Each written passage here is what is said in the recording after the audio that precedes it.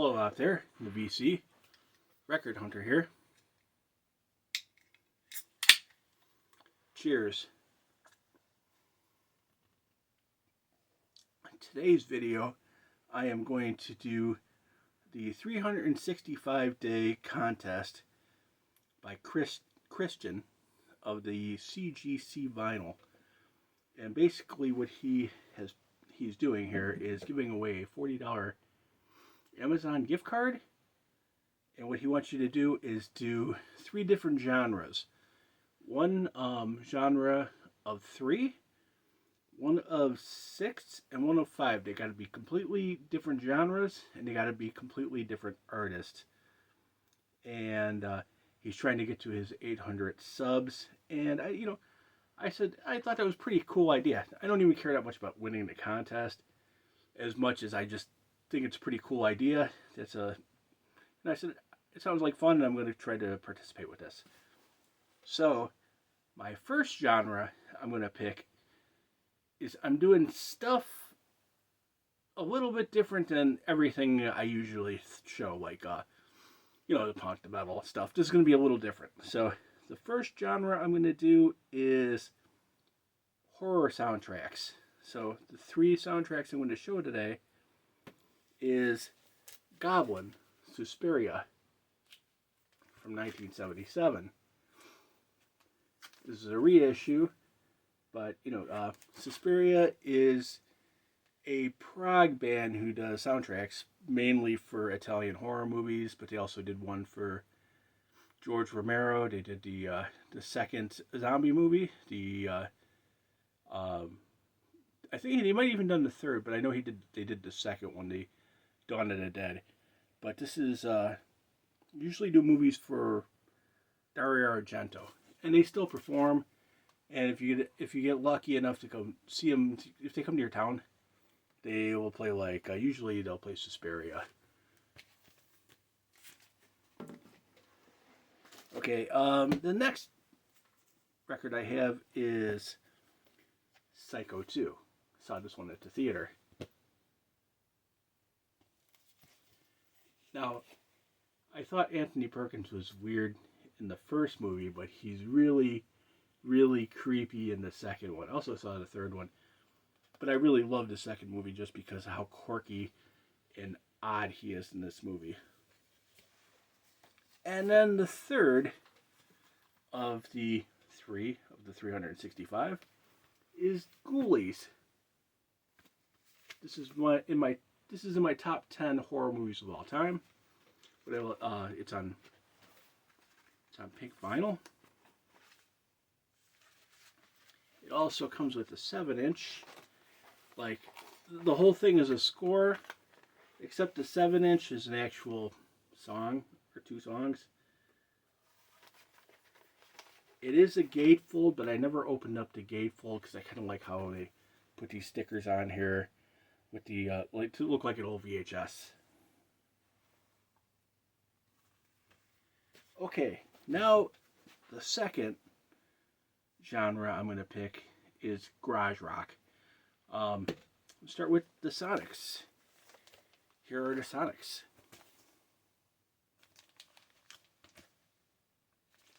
One of the greatest garage rock albums ever. It says right on here, it has The Witch, Psycho. It's just great 1965 album. From what I saw, it said that the Sonics started right after they saw the Beatles, and they said, well, we want to do it harder, faster, and they definitely did. I'd say this is kind of like a prototype to punk rock. It's really good, really fast garage rock. And there's another band that's kind of like garage rock. I mean, it is garage rock, but kind of like garage punk. Psychotic Reaction by Count 5.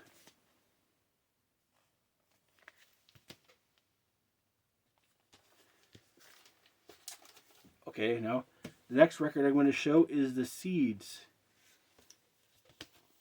They have a song called I Can't Seem to Make You Mine, which is in the first season, I think even the first episode. The first season, first episode, I think even the first song on Stranger Things. And No Escape's my favorite song by them. The cool thing about this is I'm from Chicago, and they've been playing No Escape on MeTV radio, MeTV FM radio. And every time I hear that, I hurry up and get to like a computer or phone, and like I requested to keep playing that, and I already heard it 3 times. Amazing. I'm hoping that they make it here to Chicago since they're back together, mainly because they have a song in Stranger Things. Okay, let's see. Yes, and I know Sky Saxon's gone, but I'd still like to see any rendition of the Siege there is. Alright, here's the Chesterfield Kings. Let's get stoned. I saw these guys open up for the Romantics at the Double Door about 20 years ago, and what an amazing band. They remind me of like, they sound like the Rolling Stones, but they remind me of the New York Dolls. And they have a song on here called, where is that song? I'm Not Talking. It sounds like Iggy Pop. When I saw these guys, that nobody was really paying attention to him, and the singer jumped off the stage and jumped up on a table where this couple was just like talking. They're just like talking. He just jumped up on the table and started like yelling right in their face all the lyrics, and they were just like shocked. I was so impressed by this band. I wish I could have seen them more. I guess they've been around since 1978 or 79, but unfortunately they already broke up. Okay, 96 Tears by Question Mark and the Mysterians. Great album. Great garage rock. Like these, so basically all these garage rock albums I'm showing are probably some of my favorite of the garage rock albums. I had about 100 of them, so maybe a little more. Okay, the Mummies. These guys came out in the 1980s. I wish I could have seen them. They perform every once in a while, but they never made it here to the Midwest, or they never made it to Chicago that I know of.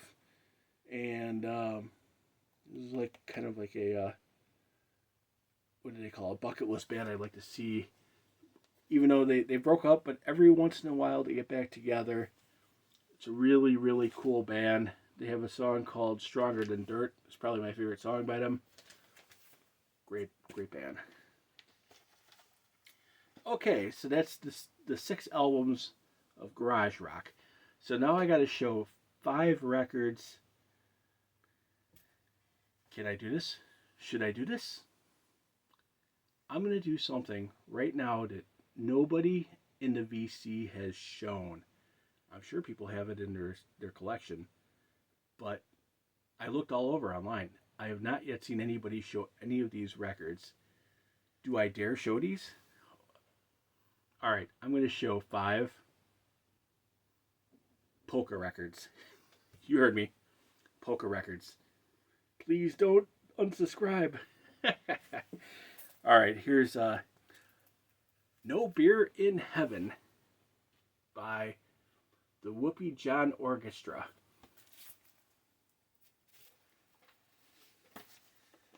Okay, now this guy here is Lil, not Little Richard. He's rock and roll's answer to polka. He does the rock and roll polka.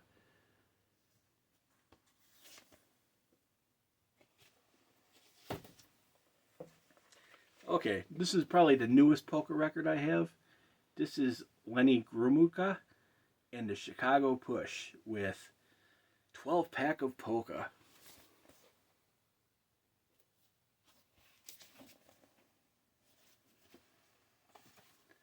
Okay, now I'm down to the last 2. And I gotta mention that I am not Polish, but I am from Chicago, so I gotta say Nostrovia, which is cheers in Polish. Alright, let's see. The thing about these last 2 groups is the question is, who is the king of polka? So, this is the only polka person I ever knew of, like my whole life growing up.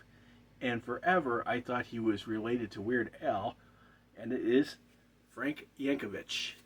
And his and his Yanks Friendly Tavern Polka. And last but not least, it's Lil Wally. He is probably the true king of polka. I was fortunate enough to see him before he passed.